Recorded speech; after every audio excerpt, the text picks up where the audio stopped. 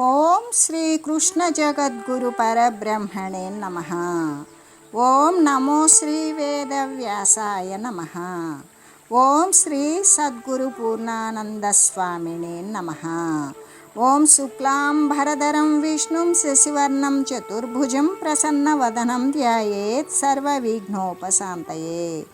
ఓం వ్యాసాయ విష్ణురూపాయ వ్యాసరూపాయ విష్ణవే నమో వై బ్రహ్మనిధయే వాసిష్ఠాయ నమో నమః. ఓం నారాయణం నమస్కృత్య నరం చైవ నరోత్తమం దేవీం సరస్వతీం వ్యాసం తతో జయముదీరయేత్. శ్రీ భగవద్గీత. అయితే పరమాత్మ ఈ విధంగా తెలియజేస్తూ ఉన్నాడు, అర్జున, ఇంద్రియాల యొక్క శబ్దము అంటే ఏ జ్ఞానేంద్రియాల యొక్క విషయాదులు అయితే ఉన్నవో, శ్రోత్రము, త్వక్కు, చక్షువు, జిహ్వ, ఘ్రాణము అంటే చెవి, చర్మము, కన్ను, నాలుక, ముక్కు, వాటి యొక్క విషయాదులే శబ్దస్పర్శ రూప రసగంధాదులు. ఈ యొక్క విషయాల యొక్క సంయోగాలు ఒకప్పుడు మరి ఇష్టాన్ని, మరొకప్పుడు కష్టాన్ని కలిగిస్తాయి. ఒకప్పుడు సుఖాన్ని కలగజేస్తాయి, మరి ఒకప్పుడు దుఃఖాన్ని కలగజేస్తూ ఉంటాయి. ఇంకా కూడా అవన్నీ సుఖం వచ్చిందా నిలవదు, దుఃఖం వచ్చిందా అది నిలవదు. సుఖం తర్వాత దుఃఖం, దుఃఖం తర్వాత సుఖం. అలాగే ఇవన్నీ కూడా వచ్చిపోయేటువంటి స్థితి కలిగినవియే అయ్యి అస్థిరాలై ఉన్నవి. కాబట్టి వాటిని ఓర్చుకో.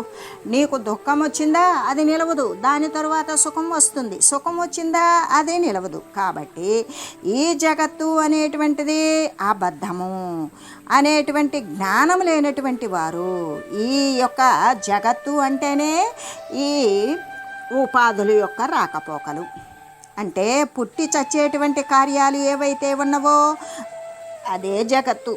అంటే ఈ జగత్తు అబద్ధము అనేటువంటి జ్ఞానం లేనటువంటి వారైతే ఈ బాహ్య పదార్థాల యొక్క కలయిక చేత ఇంద్రియాలకు కలిగేటువంటి ఈ యొక్క శీతలము కానీ, ఉష్ణము కానీ, సుఖము కానీ, దుఃఖము కానీ, స్థిరత్వము లేనటువంటి ఈ యొక్క విషయాల యొక్క మార్పులను సత్యము అనుకుంటారు. అలా అనుకొని తమ యందు వాటిని ఆరోపించుకుంటారు. అవి లేకపోతే మేము ఉండలేము, మేము వాటిని అనుభవిస్తున్నాము, అవి సత్యము, మేము నిత్యము అనేటువంటిది ఆరోపించుకొని అవి వాడు అనుకున్నది వస్తే సంతోషపడడం, లేదు వానికి ఇష్టం లేనిది వస్తే కష్టపడడం అనేటువంటి దాని చేత సుఖ దుఃఖాలను పొందుతూ ఉన్నారు. ఈ మార్పులన్నీ కూడా దేని సంబంధం అంటే ప్రకృతి సంబంధమే కదా. అలా అని మరి ఆత్మ అనేటువంటిది దీనికి కర్త అంటే కర్త కాదు, దీనికి అంటుతాడా అంటాడు. అందుకే ఆ కర్త నిర్లేపుడు అని తెలిసేటువంటి వానికి అటువంటి బాధ అయితే ఉండదు కదా. కాబట్టి సమబుద్ధి చేత వీటిని సహించుకోవాలి అని భగవానుడు అర్జునునికి తెలియజేస్తూ, సుఖ దుఃఖదాహ అంటే శబ్దాది విషయాల వలన ఏ యొక్క చెవి ద్వారా శబ్దాన్ని గ్రహిస్తూ ఉన్నామో, చర్మం ద్వారా స్పర్శను గుర్తెరుగుతూ ఉన్నాము, మరి కన్ను ద్వారా రూపాన్ని గుర్తిస్తున్నాము, నాలుక ద్వారా రుచిని గ్రహిస్తున్నాము, ముక్కు ద్వారా గంధాన్ని అంటే వాసనను ఆఘ్రాణిస్తూ ఉన్నాము. ఈ యొక్క విషయాదుల వలన కలిగేటువంటి సుఖము కేవల సుఖము కానే కాదు. ఎందుకు అంటే అక్కడ సుఖము మాత్రమే ఉండదు, దుఃఖ మిశ్రిత సుఖమే ఉంటుంది. దుఃఖముతో కూడుకొని సుఖం ఉంటుంది, సుఖముతో కూడుకొని దుఃఖం ఉంటుంది. ఎలాగంటే కేవల సుఖమే ఉన్నట్లయితే మళ్ళీ కూడా దుఃఖం కలగకూడదు కదా. కానీ అలా జరుగుతుందా? లేదు. ఒకంత సుఖాన్ని కలగజేసినప్పటికీ కూడా కొంచెం మనకు నచ్చినట్లు, మన యొక్క మనసు శాంతించినట్లు, మనం సుఖపడినట్లు అనిపించిన వెనువెంటనే ఎంతో పరిమితమైనటువంటి సుఖాన్ని ఆసరా చేసుకొని ఆ పరిమితమైనటువంటి దుఃఖం కాచుకొనే ఉంటుంది. కాబట్టి వానిని సుఖదాహ అని చెప్పలేదు. సుఖదాహ అంటే కేవలం సుఖమే ఇస్తుంది అని చెప్పలేదు, సుఖ దుఃఖదాహ అని భగవానుడు చెప్పాడు. సుఖాన్ని దుఃఖాన్ని కూడా ఇస్తుంది. ఈ యొక్క శబ్దాది విషయాల వలన కలిగేటువంటి సుఖం ఏంటంటే సుఖాలను దుఃఖాలను కూడా ఇస్తూ ఉంది అని చెబుతూ, ఇవన్నీ కూడా ఆగమాపాయినః అంటే వస్తూ పోతూ ఉండేటువంటి స్థితి కలిగినవి, రాకపోకలు కలిగినవి. వస్తున్నాయా వచ్చినవి వచ్చినట్లు ఉండవు, పోయినవా పోయినట్లు ఉండవు. వస్తే పోతాయి, పోతే వస్తాయి. కాబట్టి రాకపోకలు కలిగినటువంటివి ఈ ప్రాపంచిక సంబంధమైన ఈ యొక్క పంచభూతాలతో సంబంధించినటువంటి ఈ సుఖాలు దేనికి అంటే దేహానిక, దేహము జడము అని కదా చెప్పుకుంటున్నాము. మరి ఈ ప్రాపంచిక పరిస్థితితోటి ఈ యొక్క ఆకాశవాయువు అగ్ని జల పృథుల యొక్క కలయికే పంచభూతాలు, వాటి యొక్క సమ్మిశ్రితమైనటువంటి స్థితియే ఈ దేహాల యొక్క ఉత్పాదన. కాబట్టి ఈ ప్రాపంచక సంబంధంగా ఏర్పడినటువంటి ఈ దృశ్యమాన జగత్తులో ఏర్పడిన సుఖాలు ఎవరికైనా సరే ఎదురుపడినప్పుడు మరి వెంటనే మురిసిపోకూడదు. అదే నిత్యము, అదే శాశ్వతము అని కూడా అనుకోకూడదు. ఎందుకంటే అవి వచ్చినవి మాత్రమే, కలిగిన ఉన్నవి కావు. అవి వచ్చినవి నిలుస్తాయా? నిలవు, వెళ్ళిపోతాయి. అది రాకడ మాత్రమే కలిగి ఉన్నవి కాబట్టి అది పోయేటువంటి పరిస్థితి కూడా ఉన్నది. అంటే అవి ఎలా వస్తాయి అంటే చుట్టాలలాగానే వస్తాయి, మరలా వెళ్ళిపోతాయి. అంటే అవి నిత్యాలా?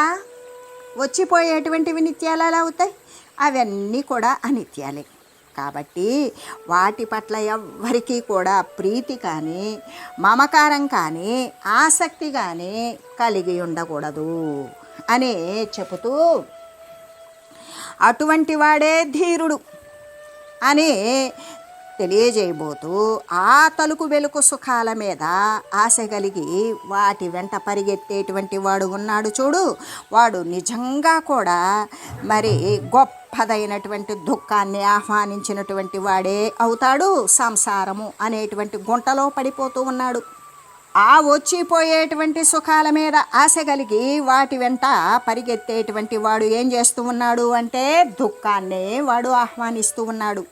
అలా దుఃఖాన్నే ఆహ్వానించినటువంటి వాడే సంసారము అంటే శరీరాల యొక్క రాకపోకలు అనేటువంటి గుంటలో పడిపోతూ ఉన్నాడు. కాబట్టి అటువంటి క్షణికమైనటువంటి సుఖాల కోసం, అంటే ఇక్కడ క్షణిక సుఖము అనేటువంటిది ఎందుకు చెప్తున్నాం అంటే సుఖము దుఃఖము, సుఖము వస్తుందా పోతుంది, దుఃఖం వస్తుందా పోతుంది. ఈ విధంగా అది కానీ ఇది కానీ వచ్చినవి అంటే పోతాయి. కాబట్టి ఈ క్షణకాలము ఉండేటువంటి సుఖాల కోసం ప్రాకులాడవద్దు. ప్రాకులాడకుండా శాశ్వతమైనటువంటి ఆత్మసుఖం కోసమే ప్రయత్నించాలి. ఆ శాశ్వతమైన నిత్యమైన సత్యమైనటువంటి ఆ పరమాత్మ వస్తువు కోసమే ప్రయత్నం చేయాలి. అక్కడే ఉన్నది శాశ్వతమైనటువంటి సుఖము, విరామము అని చెబుతూ దానికోసమే ప్రతి ఒక్కరము ప్రయత్నించాలి. అయితే తాం స్థితిక్షస్వ అంటే తితీక్ష. తితీక్ష అంటే ఓర్పు అని అర్థం. ఇక్కడ శీతలము కానీ, ఉష్ణత్వము కానీ, సుఖము కానీ, దుఃఖము కానీ ఏదైనా సరే సంభవించినప్పుడు తితీక్ష అంటే ఓర్పు కలిగి, సహనం కలిగి ఉండడం, సమస్థితి సమభావం కలిగి ఉండడం. అంటే ఈ యొక్క శీతోష్ణాదులు, లాభనష్టాలు, కష్టసుఖాలు ఇటువంటివన్నీ కూడా ఏదైతే ఉన్నదో ద్వంద్వాలతో కూడుకొని ఉన్నటువంటి దాని పట్ల సమస్థితి సమభావం కలిగి వాటిని ఓర్చుకోవాలి. అందుకే తితీక్ష అని చెప్పబడుతూ ఉన్నది. తితి ఈక్ష శ్రద్ధ కలిగి ఉండడం, ఓర్పు కలిగి ఉండడం, అన్నింటినీ కూడా సహించుకోగలిగినటువంటి క్షమాగుణం కలిగి ఉండడం. అందుకే ఈ తితీక్ష అనేటువంటిది శమధమాదుల్లో కూడా శమధమాది సద్గుణాలలో ఒకటిగా చెప్తారు. ఏదది సమాధి షట్క సంపత్తి అని చెప్పబడినటువంటి ఈ యొక్క సాధన చతుష్టయ సంపత్తిలో శమము, దమము, తితీక్ష, ఉపరతి, శ్రద్ధ, సమాధానము అనేటువంటి 6 రకాలైనటువంటి సంపదలలో తితీక్ష అనేటువంటిది కూడా ఘనమైనటువంటి సంపద. ఏది ముక్తత్వాన్ని పొందడానికి, సమస్థితిలో ఉండడానికి ఉండేటువంటిది. దేనికోసం? సమస్థితిలో వాడు ఉన్నాడు, ఓర్చుకొని ఉంటున్నాడు అంటే వాడు దేనికోసమో ఎదురు చూస్తూ ఉన్నాడు. ఈక్ష ఏ విధంగా? ఓర్చుకుంటూనే ఎదురు చూస్తున్నాడు, సత్య వస్తువు కోసం పొందడం కోసం ఎదురు చూస్తూ ఉన్నాడు. అందుకే ఈ తితీక్ష అనేటువంటిది ఎక్కడిది అంటే శమధమాది సద్గుణాలలో ఒకటై. అయితే ఈ యొక్క శబ్దము, స్పర్శము, రూపము, రసము, మరి గంధము అనేటువంటిది ఇవన్నీ మనం చెప్పుకున్నాం కదా, జ్ఞానేంద్రియాల యొక్క విషయాలు. వీటి యొక్క స్వభావం ఎటువంటిది అంటే శీత మరి శీతలత్వాన్ని, చల్లదనాన్ని, వేడిధనాన్ని కూడా తట్టుకోవాలి. అతి శీతలమైన తట్టుకోవాలి, అతి వేడి అయినా తట్టుకోవాలి. అన్ని సమస్థితిలో ఉంటే మనం తట్టుకునేదేముంది? ఆ వాతావరణానికి అనుకూలంగా శరీరం అనేటువంటిది పనులు కొనసాగించుకుంటూ పోతుంది. అయితే వాతావరణంలో అతి మార్పులు, అతి శీతలమైన అతి ఉష్ణమైనా సరే ఓర్చుకోవడం, సుఖం వచ్చినా సంతోషించినా, దుఃఖం వచ్చినా బాధపడినా ఈ రెంటిని కూడా సమస్థితిలో చూడడం అనేటువంటివి.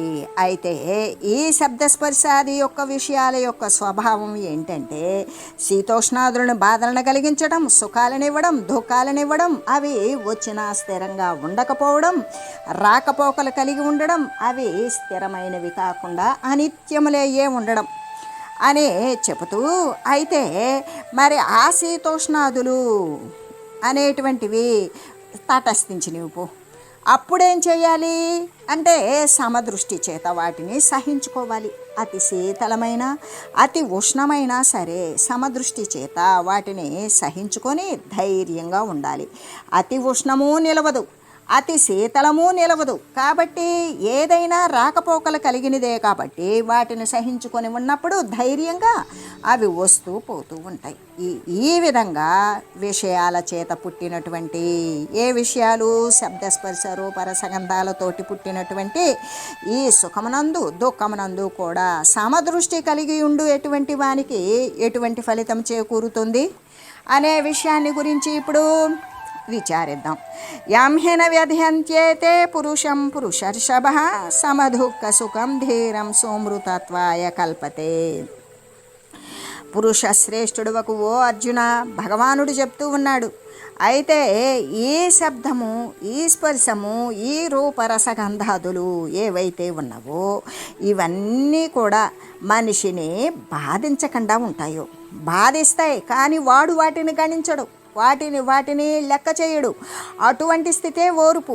అయితే అవి చెలింపజేయకుండా ఉంటాయో అలాగే సుఖం ఎందు కానీ దుఃఖం ఎందు కానీ సమభావము కలిగినటువంటి వాడే కదా ధీరుడు. ఆ ధీరుడు మాత్రమే మోక్షానికి అర్హుడు అవుతూ ఉన్నాడు. ఈ సుఖము కానీ ఈ దుఃఖము కానీ ఇవన్నీ కూడా క్షణమాత్రము ఉండేటువంటివే. ఈ శబ్దస్పర్శాదుల చేత ఏర్పడేటువంటి శీతోష్ణాదులు, సుఖ దుఃఖాలు ఇవన్నీ క్షణికములైనవే. ఇవి ఎల్లప్పుడూ కూడా కదిలిపోతూనే కొనసాగుతూనే వస్తూ పోతూనే ఉంటాయి, అనిత్యములైనటువంటివి. అంటే సుఖ దుఃఖాలు అనేటువంటివి క్షణికాలు అనేటువంటి విషయం కోసం ఇప్పుడు మనం ఒక చిన్న సాదృశ్యాన్ని తెలియజేసుకుందాం. అయితే పూర్వకాలంలో ఒకానొక భాగవతారు అనే ఆయన ఉండేవారు. ఆయన అక్కడక్కడ కూడా హరికథలను చెప్పుకుంటూ ఉండేవారు. ఆయన యొక్క జీవితాన్ని ఆ హరికథలను చెప్పుకుంటూనే తన యొక్క జీవితాన్ని నిర్వహిస్తూ ఉండేవాడు. అయితే ఆయన మాట్లాడేటప్పుడు అతడు మాత్రమే సాటి, అంత వక్తృత్వం, ఎంత బాగా మాట్లాడగలడంటే అనర్గళంగా ఉపన్యాసాన్ని ఇవ్వగలడు. శ్రావ్యమైనటువంటి కంఠం, చక్కని స్వరము కూడా కలిగినటువంటి వాడు. అతని యొక్క వాగ్ధాటికి సమయోచితంగా సందర్భానుసారంగా పదప్రయోగం చేస్తూ ఉంటాడు. అంతేకాదు ఉదాహరణలతో కూడుకొని ఉపమానాత్మకమైనటువంటి బోధకు జనులకు ఆశ్చర్యం పడుతూ ఉండేవారు, శ్రద్ధగా వింటూ ఉండేవారు. ఆయన మనోరంజకంగా హరికథలను చెప్తాడు. అలా చెప్పడంలో గొప్ప పేరు ప్రఖ్యాతులను కూడా పొందాడు. అప్పుడు చాలామంది అతన్ని వారి వారి గ్రామాలలో కథను చెప్పించుకోవడానికి ఆహ్వానిస్తూ ఉండేవారు. ఈ ప్రకారంగా అతనికి ఎక్కువ కీర్తి లభించింది. అయితే ఇలా ఉండగా ఒకనాడు ఆయన ఒక గ్రామంలో పెద్దలందరూ కలిసి మాట్లాడుకొని అతన్ని ఎట్లయినా సరే తమ గ్రామానికి రప్పించి హరికథను చెప్పించుకోవాలి అని నిశ్చయం చేసుకున్నారు. అందుకోసమని వారు ఒక ఆహ్వాన సంఘాన్ని కూడా ఏర్పాటు చేశారు. భాగవతారు గారు అనేటువంటి ఆయన సామాన్యమైనటువంటి వ్యక్తులు కారు. కాబట్టి అలౌకికమైనటువంటి మేధాశక్తి, పాండిత్య గరిమ, బోధనా పటుత్వం కలిగిన వారు కాబట్టి ప్రజల్ని ఆయన ఏం చేస్తారు, తన యొక్క దివ్యమైనటువంటి ప్రబోధము చేత, ఆయన చెప్పేటువంటి ప్రవచనాల చేత ప్రజలందరూ ఉర్రూతలూగేవారు. వాళ్ళని అంత ఊర్రు తొలగించేటువంటి సమర్థం కలిగినటువంటి వారు ఆ భాగవతారు. కాబట్టే అటువంటి వారి చేత హరికథ చెప్పించినట్లయితే తమ గ్రామానికి కూడా గొప్ప ప్రతిష్ట కలుగుతుంది అని భావించి ఏం చేశారంటే ఆ భాగవతాన్ని ఎలా అయినా సరే తమ గ్రామానికి రప్పించాలి అనే ఆ కార్యానికి ప్రయత్నం మొదలుపెట్టారు. 3 రోజులు వారి చేత హరికథ చెప్పించారు, ఘనంగా సన్మానించారు. అలా సన్మానించి చెప్పించి ఘనంగా సన్మానించి పంపడానికి గ్రామస్తులంతా కూడా నిశ్చయం చేసుకున్నారు. ముహూర్తం నిర్ణయించబడింది. రాత్రి 9 గంటల నుండి హరికథ ప్రారంభమవుతుంది. 8 గంటల నుండే జనులు తండోపతండాలుగా వచ్చి ఆ హరికథ చెప్పేటువంటి స్థలమునందు ఆసీనులై కూర్చున్నారు. ఎప్పుడు ఆ దివ్యమైనటువంటి వాక్కుని వీణుల విందుగా శ్రవణానందంగా వింటామా అని శ్రోతలు కోరికతో ఎదురు చూస్తూ ఉవ్విళ్ళూరుతూ ఉన్నారు. సరిగ్గా 9 గంటలకు భాగవతారు గారు వచ్చారు. వేదికపైకి వచ్చి నిలబడ్డారు. ఆహ్వాన సంఘం వారేం చేశారు, కథకుని కోసం ముందుగానే ఒక బ్రహ్మాండమైనటువంటి పూలమాలను తయారు చేయించి ఉంచారు. అది ఇంతవరకు కూడా కని విని ఎరుగనటువంటి బహుసుందరమైనటువంటి మాలను తయారు చేయించారు.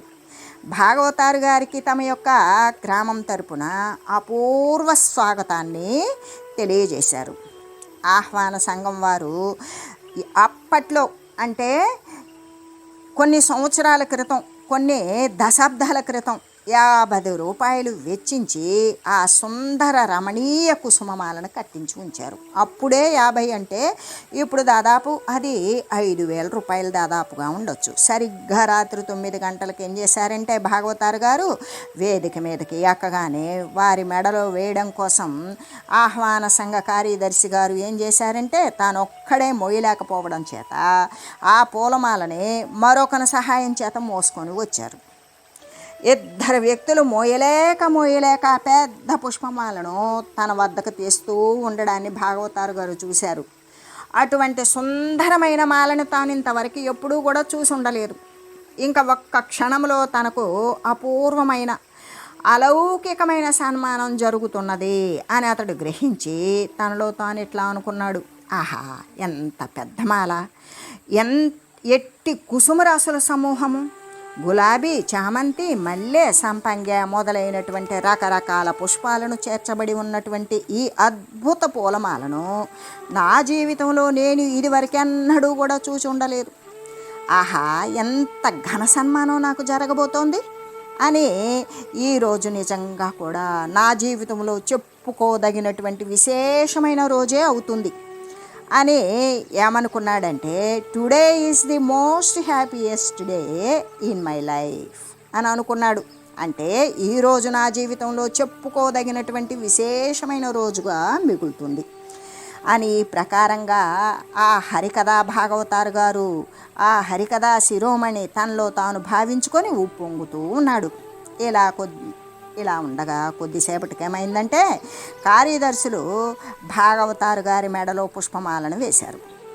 సభికులంతా అక్కడ కూర్చున్న వారంతా ఏం చేశారు, ఆనంద పరవశులై చప్పట్లు కొట్టారు. ఇక కథ ప్రారంభం కాబోతోంది. అటువంటి స్థితిలో భాగవతారు గారు ఒక విపరీతమైనటువంటి బాధనే అనుభవిస్తున్నట్లుగా ప్రజలు గమనించారు. అతని ముఖం యొక్క అంటే ఆ ఫేస్ ఫీలింగ్స్లో ఏదో మార్పు వచ్చినట్లు అతడు ఎందుకు బాధపడుతూ ఉన్నట్లుగా కూడా శ్రోతలందరూ తెలుసుకున్నారు. అతడు ఏం చేశాడు, తనపై ఉన్నటువంటి ఆ వస్త్రాన్ని దులుపుతూ ఉన్నాడు. తన శరీరమంతా చేతులతో పదే తుడుచుకుంటూ ఉన్నాడు. జనానికైతే ఏమీ అర్థం కావడం లేదు. హరికథ ప్రారంభించకుండా ఇతడేంటి నానా అవస్థలు పడుతున్నాడు అని శ్రోతలు కంగారు పడుతున్నారు. జరిగిన విషయం ఏమిటంటే ఆ పుష్పమాలలో గులాబీ పువ్వుల్లో ఎర్రచీమలు ఉన్నవి. అవి భాగవతారు గారి శరీరం అంతా ప్రాకి కుట్టసాగినాయి. ఆ వేదన ఆయన భరించలేకుండా పోతున్నారు. పుష్పమాల తీసేద్దామా ఉంచుకుందామా ప్రాణ సంకటమైంది. ఈ పరిస్థితిలో బడి భాగవతారు గారు నానా యాతనలను అనుభవిస్తూ ఉన్నారు. ఈరోజు నా జీవితంలో మహా దౌర్భాగ్యమైనటువంటి దివసము అంటే అంతకుముందు ఏమనుకున్నాడు, today is the most happiest day in my life అనుకున్నాడు కదా. ఇప్పుడేమనుకున్నాడు, ఈరోజు నా జీవితంలో మహా దౌర్భాగ్యమైనటువంటి రోజు, అంటే today is the most miserable day in my life అని వాపోసాగాడు. వెంటనే అతడు ఇతరుల యొక్క సహాయము చేత ఆ మాలను తీసివేశాడు. ప్రక్కన ఉంచినటువంటి తీసివేసిన తర్వాత ప్రక్కన ఉంచి అప్పుడు కథా ప్రవచనం అనేటువంటిది ప్రారంభించాడు. అందుకే చూసారా, మహాసుఖకరమైనటువంటి దినము అని ఒక్క క్షణంలోనే మళ్ళీ ఏమనుకున్నారు అంటే మహా దుఃఖకరమైనటువంటి రోజుగా మారిపోయింది. మనం ఏది అనుకుంటామో అది అయ్యేటువంటిది కాదు. అందుకే ప్రతిదీ కూడా క్షణభంగురం. ఇది ఈ సుఖాలు ఈ ఆనందాలు క్షణికాలు అనేటువంటివి, సుఖదుఖాలు అనేటువంటివి క్షణ సంబంధమైనవి. జీవితము సుఖాలతో దుఃఖాలతో కూడా కలిసి ఉన్నటువంటిది. అందుకే సుఖదుఖాల సముచ్చయము. కాబట్టి సుఖము కలిగినప్పుడు ఎప్పటికీ కూడా పొంగకూడదు, దుఃఖాలు వచ్చినప్పుడు కృంగకూడదు. ప్రాపంచిక వస్తువుల ద్వారా లభించేటువంటి సుఖాన్ని చూసి మురిసిపోతే దాని యొక్క ఫలితం ఇలాగే భాగవతారు గారి యొక్క బాధలాగానే ఉంటుంది. అంటే ఈ దృశ్య పదార్థాల వలన కలిగేటువంటి సుఖము క్షణికమైనటువంటిదే కదా. దానిని నమ్మవచ్చా అంటే నమ్మరాదు. వెంటనే దాని వెనకనే దుఃఖం వచ్చేస్తుంది, మరి దుఃఖం వచ్చి ఆవరిస్తుంది అనేటువంటి విషయం మాత్రం మరవకూడదు. ఎందుకు? సుఖము దుఃఖము ఒకదాని వెంట ఒకటి ఎప్పుడూ కాచియే ఉంటాయి. ఈ సమదుఃఖ సుఖం ధీరం అనేటువంటిది పరమాత్మ అందుకే సెలవిచ్చి ఉన్నట్లుగా ఈ సుఖాలయందు దుఃఖాలయందు కూడా సమస్థితి కలిగి ఉండాలి, సమభావము కలిగి ఉండాలి. ఆ రెండింటినీ కూడా లెక్క చేయలేదనుకో, ఇక అప్పుడు నిరతిశయమైనటువంటి ఆత్మసుఖం కోసమే ప్రయత్నించడం విఘ్నుడు చేయవలసినటువంటి పని. సుఖాన్ని దుఃఖాన్ని కూడా రెంటి యందు సమభావం కలిగి ఆ రెండింటినీ కూడా లెక్క చేయకుండా వదిలివేయాలి. ఆత్మసుఖం కోసం మాత్రమే ప్రయత్నం చేయాలి. అదే విఘ్నులు చేసేటువంటి పని.